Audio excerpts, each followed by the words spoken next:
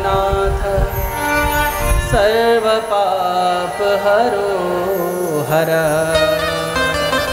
तो ऐसे मंगल स्वरूप परमात्मा के सन्मुख हम विराजमान है, तो आप सबका भी मंगल ही हो, ऐसी व्यासपीठ से बहुत बहुत शुभकामना। और इसके साथ ही हम भागवत के महात्म को श्रवण करेंगे। क्या श्रवण करेंगे? महात्मा। क्योंकि पद्धति है, प्रोसेस है कि हम जब कोई भी ग्रंथ सुनते हैं तो सबसे पहले उसकी महिमा को सुनाया जाता है, महात्मा सुनाया जाता है। महात्मा वर्णन, महात्मा मतलब बोलिए महिमा, महात्मा मतलब महिमा। क्या जरूरी है क्या महिमा सुननी? सीधा भागवत भी खोल दो, पहला अध्याय शुरू कर दो मंगलाचरण से। कि महात्मा क्यों सुनना होता है? 2-4-6 घंटा चला जाता है महात्मा सुनने में। क्या अनिवार्य है? तो शास्त्रकारों ने कहा बिल्कुल अनिवार्य है। जब तक आपको किसी की महिमा समझ नहीं आएगी तो आप उसके प्रति समर्पित नहीं होंगे, आपकी श्रद्धा नहीं बढ़ेगी, आप उसको 3-4 घंटा नहीं देंगे। और महिमा समझ आ गई तो फिर आपका समर्पण, श्रद्धा सब कुछ उसके प्रति हो जाएगा। सामान्य से उदाहरण से समझाता हूँ। आप मार्केट में गए तो 100 ml की एक क्रीम कितने की है? 50 रुपये की है। और दूसरे ब्रांड में 100 ml की क्रीम 450 रुपये की। मात्रा, क्वांटिटी बराबर है। 2 क्रीम मार्केट में है 100 ml, एक है 50 रुपये की, एक है 450 रुपये की। तो ये कौन, कैसे डिसाइड करोगे कि आप कौन सी खरीदोगे, 50 वाली या 450 वाली?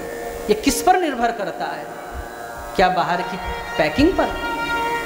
इतने मूर्ख तो हम नहीं हो सकते कि बाहर की पैकिंग देखकर ही हम तुरंत 450 रुपये दे दें। नहीं, आप क्या करते हो, उस क्रीम को उठाकर देखते हो और फिर उसकी क्वालिटी पढ़ते हो, चेक करते हो इसमें क्या है। अच्छा, इसमें एलोवेरा भी है, इसमें ये भी है, इसमें नीम भी है, तुलसी भी है, ये और इसको लगाने से ये होता। और 50 रुपये वाली में बस 1-2 चीज़ ही पड़ी थी।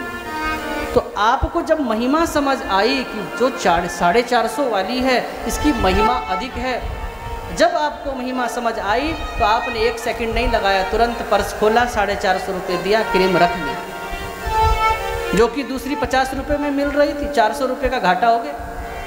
घाटा नहीं हुआ, क्योंकि महिमा समझ आ गई, इसलिए बड़ा नोट भी निकाल दिया। तो कहने का तात्पर्य, महिमा सुनने से हमारा उसके प्रति झुकाव होता है, समर्पण होता है, श्रद्धा बढ़ती है। तो वैसे ही श्रीमद् भागवत की कथा सुनाने से पहले शास्त्रकारों ने कहा भागवत की महिमा को गाया। महिमा सुनोगे, भागवत की महिमा जानोगे, तभी तो लगेगा आपको कि अरे भैया घर के काम धंधे तो रोज के हैं, ये कभी ख़त्म होने वाले नहीं। जब तक आंखें बंद ना हो जाएं, घर का काम धंधा कभी ख़त्म नहीं हो सकता। आपको समझ आएगा कि अरे हमारे घर के काम धंधों से ज़्यादा, हमारे बिजनेस से ज़्यादा कई अधिक महिमा तो श्रीमद् भागवत की है, जो हमको जीना सिखाती है। बाकी खाना पीना सोना केवल जीवन नहीं है। जब ये बात आपको समझ आएगी तो आप अपना व्यापार भी छोड़ोगे, आप अपना घर बार भी छोड़ोगे, आप अपना काम धंधा भी छोड़ोगे, यहाँ पर आओगे। आप यहाँ पर आओगे, ये कब डिसाइड होगा? जब आपको भागवत की महिमा समझ आएगी कि घर के काम धंधों से कई अधिक भागवत की महिमा है। ये भगवान की प्रेरणा से हमको प्राप्त हुई है। जिस परमात्मा ने जीवन दिया, शरीर दिया, उस परमात्मा का अनुग्रह हुआ है कि हमको उस परमात्मा जिसने पूरी सृष्टि बनाई, उस परमात्मा की कथा सुनने का अवसर प्राप्त हो रहा है। ऐसी महिमा होगी, सुनोगे तब भागवत के प्रति दौड़ोगे, भागोगे। बोलो राधे राधे। बोलिए श्री वृंदावन बांके बिहारी लाल की जय। तो भागवत की महिमा माताओं कई पुराणों ने गाई, भागवत में भागवत की महिमा नहीं गाई, क्योंकि श्रेष्ठ जो पुरुष होते हैं वो अपनी प्रशंसा स्वयं नहीं करते। कि बड़ा बढ़ाई ना करे,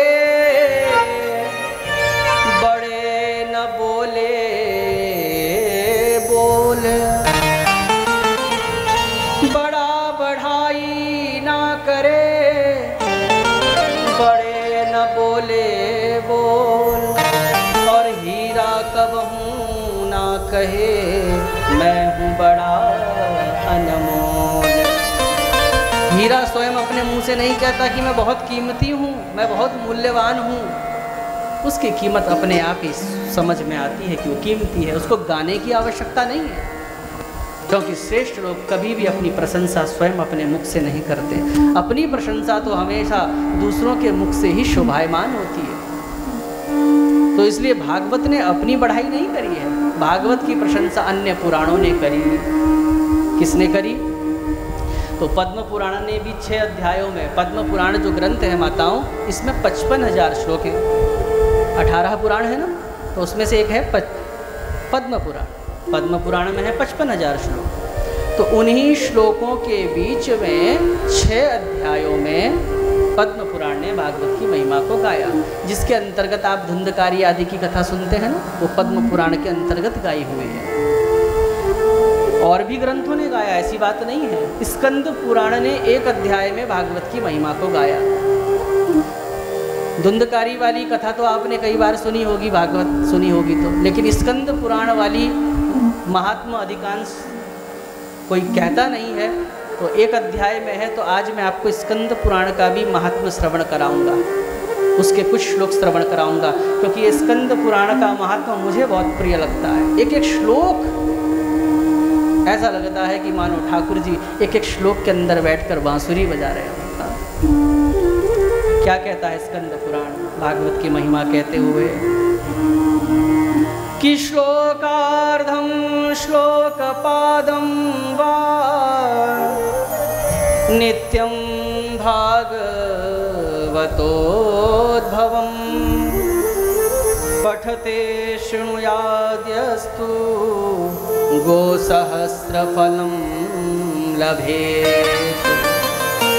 वेदव्यास जी महाराज कह रहे हैं, भागवत से अपना संबंध जोड़ो। क्या जोड़ो? संबंध जोड़ो। हम कहते तो हैं भगवान हमारा कल्याण कर दो, भगवान हमारा कल्याण कर दो, लेकिन हम संबंध नहीं जोड़ते। जब तक संबंध नहीं जुड़ेगा तब तक समर्पण नहीं होगा। लड़का लड़की शादी से पहले कितना भी घूमे, लेकिन जब तक उनका पाणी ग्रहण के रूप में संबंध नहीं होता तब तक समाज उनको एकीकृत होने की स्वीकृति प्रदान नहीं करता। तो संबंध ही एकीकृत होने का भाव प्रदर्शित करता है। तो हम भगवान से संबंध जोड़ेंगे तभी तो हम एक होंगे, परमात्मा और हम। और दूसरी बात, परमात्मा को प्राप्त करने के लिए कोई सामग्री की, कोई दक्षिणा की, कोई वस्तु की आवश्यकता नहीं, प्रेम की आवश्यकता होती है। राम ही केवल प्रेम प्यारा, तुलसी बाबा कहते हैं, राम ही केवल प्रेम प्यारा। और वो प्रेम कब होगा? और वही हमसे नहीं हो पाता। पति अपनी पत्नी से प्रेम करता है, पत्नी अपने पति से प्रेम करती है, माँ अपने बच्चे से प्रेम करती है, लेकिन परमात्मा से हम वास्तव में प्रेम करते कहाँ हैं? कई लोगों को तो ऐसा भी लगता, कई लोग तो सुबह शाम घर में ज्योत भी इसलिए जलाते हैं कि चलो पुरानी परंपराएं चली आ रही हैं, ढोना है। परंपराओं को ढोना नहीं है, परंपराओं को स्वीकार करना है, प्रेम नहीं है। और राम ही केवल प्रेम प्यारा। प्रेम होगा संबंध बनाने से, तो परमात्मा से संबंध बनाइए। परमात्मा को चाहे तो अपना पुत्र मान लीजिए, परमात्मा को चाहे अपना पिता मान लीजिए, परमात्मा को चाहे अपना सखा मान लीजिए, अर्जुन ने माना। परमात्मा को चाहे अपना स्वामी मान लीजिए, हनुमान जी महाराज ने माना। ये सब संबंध हैं। माताओं ध्यान रखना, बिना संबंध के प्रेम नहीं होगा और बिना प्रेम के परमात्मा प्राप्त नहीं होगा। तो भगवान से संबंध जोड़ना है। हम तो घर में ठाकुर जी रखते हैं, अब रखा तो है, लेकिन अगर हमने कुछ माना होता तो हम कुछ चीज़ लाते। जो शास्त्र की परंपरा भी है कि स्वयं नहीं कुछ भी खाना चाहिए। अगर आपने ठाकुर जी रखे हैं तो भगवान को भोग लगाइए और तब खाइए। जून का महीना, बढ़िया बढ़िया लीची देहरादून में आजकल लाल लाल आ गई है, लेकर आए, ठाकुर जी घर में रखे हैं, और जिस कक्ष में ठाकुर जी हैं वहीं पर हम भी बैठे हैं। आए, लीची का गुच्छा लेकर निकाला और पूरा परिवार, आ जा बेटा, आजा चिंकू, आजा पिंकू, आजा टिंकू, देख कितनी बढ़िया लीची लाए। और ठाकुर जी पूजे के थान से देख रहे हैं, लीची खोली और बढ़िया बढ़िया, और ठाकुर जी बड़ी बड़ी आंख से टुकुर टुकुर टुकुर देख रहे हैं। ऐसा नहीं कि 2 लीची उनके आगे भी।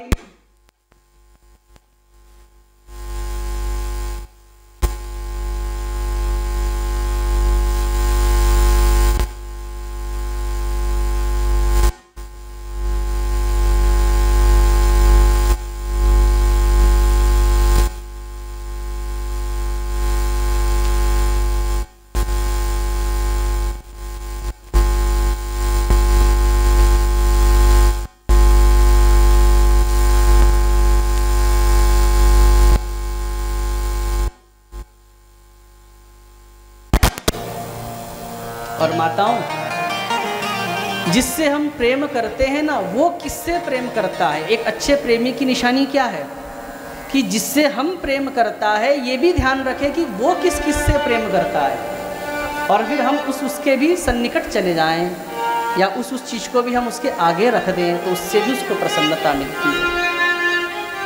तो भगवान को किस किस से भगवान प्रेम करते हैं? भगवान तुलसी से प्रेम करते हैं, इसलिए तुलसी की उपासना भी भगवान से संबंध जोड़ने वाली है। भगवान भागवत से प्रेम करते हैं, इसलिए वेदव्यास जी कह रहे हैं श्लोकार्धम श्लोक पादम वा। अगर आपके पास सामर्थ्य है तो अपने जीवन में आपने लाखों करोड़ों रुपए कमाए, अपने जीवन में आपने कभी भागवत के ग्रंथ को सामर्थ्य होने के बाद भी यदि आंगन में अपने विराजमान नहीं कराया, सारा का सारा संग्रह संतानों के लिए छोड़कर चले गए, आपके जाने के बाद जानते हो आपके निमित्त एक श्राद्ध करने में भी बच्चों को जोर पड़ता है। आपने तो ये सोचकर कमाया कि बच्चे आराम से जिएंगे, आपके मरने के बाद कदाचित हो सकता है आपकी सदगति नहीं हुई, और उस समय आप अपेक्षा कर रहे हैं कि कोई संतान मेरे लिए श्राद्ध कर दे, पिंड कर दे, जिससे कि मैं यमराज के शिकंजे से छूटकर भगवान श्री नारायण के श्री चरणों में चला जाऊं। लेकिन जब श्राद्ध आता है तो भी बच्चे आजकल, अरे कौन पंडित जी को बुलाए, कौन श्राद्ध तर्पण कराए, इतना बखेड़ा कौन करे। इसलिए आजकल तो कई लोग पितृपक्ष, जो पितरों का पर्व कहा गया है, उत्सव कहा गया है, 15 दिन पितर लोग बड़े प्रसन्न होते हैं कि देखो हमारे घर में अब उत्सव होगा। लेकिन जब झांक कर देखते हैं पितर, आजकल परिवार श्राद्ध पिंड भी नहीं कराता। और फिर होता क्या है, तो जो थोड़ा बहुत चाहते हैं कि चलो फॉर्मेलिटी तो करनी है, थोड़ा सा आटा चावल निकाल कर मंदिर में छोड़ आते हैं, जो कि ये परंपरा नहीं है। श्राद्ध में तो कम से कम उनके निमित्त तर्पण आदि होना ही चाहिए। जब तक हम पर बीतती नहीं ना, क्योंकि हम तो भुक्तभोगी, हम तो देखते हैं, हम तो सैकड़ों परिवार में जाते हैं, हमको बहुत लोगों का, आप लोगों से ही हमको अनुभव मिलता है। कई बार जो अच्छे परिवार जब संपन्न हो जाते हैं, बड़ी बड़ी कोठियाँ, अर्थ आदि बन जाता है, तो वो सोचते हैं सब चीज़ें बेकार हैं। लेकिन यहाँ पर हमारे आचार्य लोग विराजमान हैं। जब हरिद्वार में नारायण शिला में ये लोग पितरों का जब कर्म कराते हैं तो बताते हैं मुझे वहाँ की दशा की, बड़े बड़े VIP, कोई जज है, कोई वकील है, अच्छे अच्छे पदों में, कोई बड़े बड़ा अफसर है, लेकिन जब बाद में उनके घर में इस प्रकार से विकृति या वही पितर उनको परेशान करते हैं तो किस प्रकार से रोते बिलखते हरिद्वार में नारायण शिला में आकर वो उनके मोक्ष के लिए आते हैं। इसलिए विपत्ति आवे, परिवार बिखर जाए, सब कुछ तहस नहस हो जाए, उससे पहले ही जो शास्त्र की परंपरा है, जो शास्त्र ने निर्देश दिए हैं माताओं, उसको निभाना चाहिए। उस पर किसी भी प्रकार का प्रमाद नहीं करना चाहिए। उनके निमित्त प्रेम से कहे श्री राधे। और एक बात और बताऊं, आजकल तो सोशल मीडिया का जमाना है ना, जब मर्जी किसी को कुछ भी कहकर गाली दे सकते हो आप, खुली छूट। तो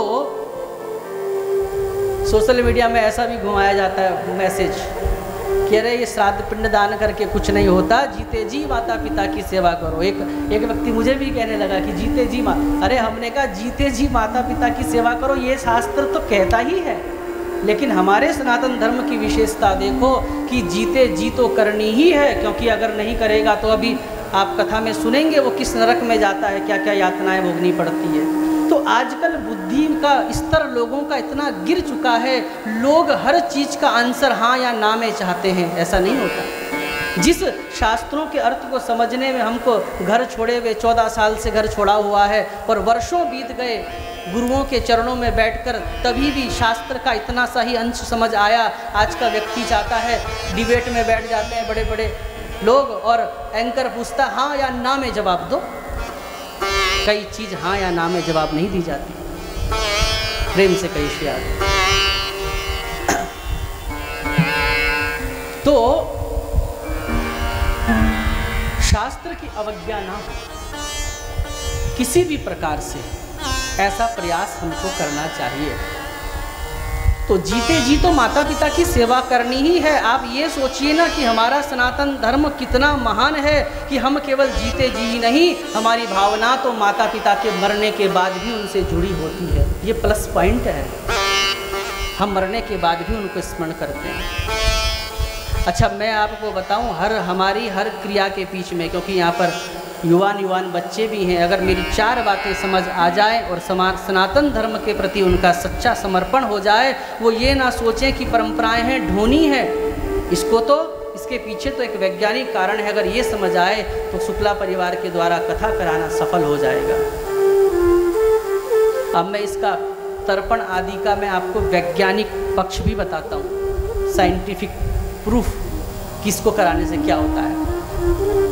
चलो छोड़ दीजिए शास्त्र पुराण की बात को कि आपने पिंडदान करा, ये करा, वो कैसे वहाँ पर पहुँचा, कैसे उसको सदगति, छोड़ दीजिए इस बात को।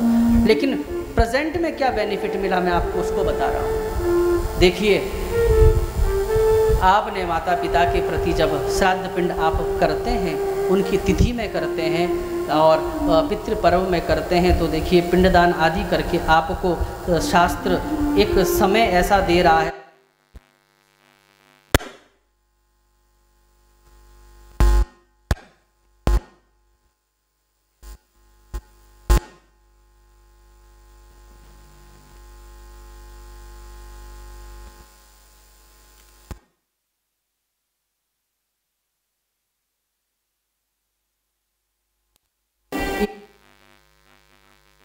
के बूंद गिर गए, क्या बढ़ा हमारे अंदर, क्या बेनिफिट मिला। मैं तो वैज्ञानिक पक्ष बता रहा हूँ ना, क्या बेनिफिट मिला।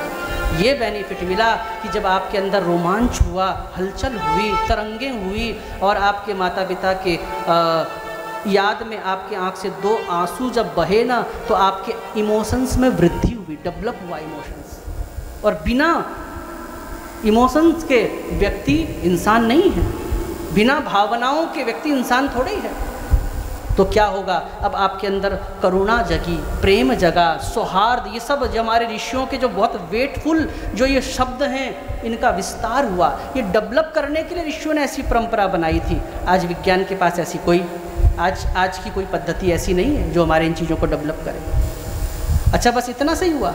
नहीं, आपके अंदर करुणा प्रेम की जब परसेंटेज बढ़ी, वो एनर्जी आपकी, आप अगर विवाहिता हैं अब, या आप शादी में आपने विवाह जीवन में आपने प्रवेश किया है, तो वो एनर्जी पत्नी के माध्यम से संतान में आएगी। अब संतान में आएगी तो वो इमोशंस की परसेंटेज संतान में भी आएगी। वो आपके प्रति भी करुणा का भाव रखेगा, आपका भी आदर का भाव रखेगा, अपने माता पिता को अपने माता पिता समझेगा।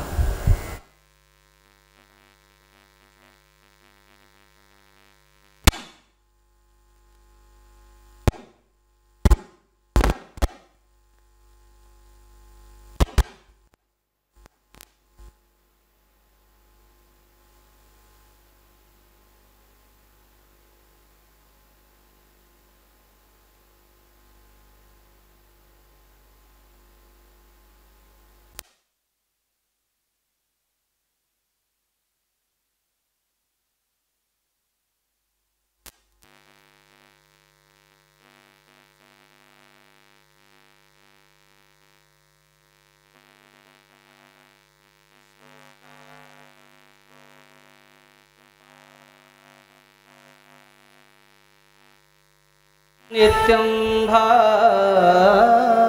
भगवतोद्भवम्। इसलिए हमें भगवान से क्या जोड़ना है? कल्याण करना है तो संबंध जोड़ना है। तो भगवान की प्रिय क्या? तुलसी। भगवान का प्रिय क्या? भागवत। वेद व्यास जी कह रहे हैं इसलिए अगर सामर्थ्य है तो जीवन में एक दिन अपने जीवन में भागवत अवश्य कराओ। किसी ने कहा अगर हमारी क्षमता नहीं है, सामर्थ्य नहीं है तो क्या करें? तो बोले कोई बात नहीं, 2-2, 4-4, 5-5 अध्याय रोज का नियम बना लो। शाम के समय या सुबह प्रातःकाल जब भी आपको अवसर प्राप्त हो तो 2-2, 4-4 अध्याय पढ़ा करो। और उसके जहाँ अध्याय समाप्त होता है वहाँ पर रस्सी लगा दी या मोर का पंख रख दिया। अगले दिन से उसके आगे से शुरू करो। जिस दिन समाप्त हो जाए विश्राम ले ले, उस दिन थोड़ा सा हलवा बनाकर भगवान को भोग लगाकर बांट दो। ऐसा भी किया जा सकता है। किसी ने कहा अगर इतना भी समय नहीं हो 2-2, 4-4 अध्याय पढ़ने का, तो वेद व्यास जी कहते हैं तो फिर एक अध्याय पढ़ लिया करो। बोले एक अध्याय का भी समय नहीं, क्योंकि कलयुग का आदमी बड़ा चतुर है। ये चाहता है कि समय भी ना देना पड़े और फल भी मुझे इतना बड़ा वाला मिल जाए। तो वेद व्यास जी से कहा कि बोले अगर एक अध्याय भी ना पढ़ पाए तो वेद व्यास जी ने कहा एक श्लोक पढ़ लिया करो, क्योंकि भगवान को भागवत इतनी प्रिय है कि अगर एक श्लोक भी आप भगवान श्री कृष्ण के सन्मुख रोज पढ़ते हो तो भगवान उसके वशीभूत हो जाते हैं। अब वो व्यक्ति इतना निकम्मा निकला कि उसने कहा अगर एक श्लोक भी ना पढ़ने का समय हो तो वेद व्यास जी मुक्त कंठ से क्या कह रहे हैं कि श्लोकार्धम तो एक श्लोक नहीं पढ़ सकते तो आधा पढ़ लिया करो। श्लोकार्धम। अब पूरा श्लोक, सबसे छोटा श्लोक बताता हूं मैं आपको। जैसे कि एक श्लोक भी पढ़ा नहीं जाता तो एक श्लोक कितना बड़ा है, कोई पहाड़ थोड़ा ही तोड़ना है। एक श्लोक, पूरा श्लोक बताऊं मैं आपको। भागवत के 10वें स्कंद का श्लोक है और ये श्लोक याद कर लोगे तो बहुत बड़े बड़े काम आपके हो जाएंगे। व्यासपीठ से कह रहा हूँ।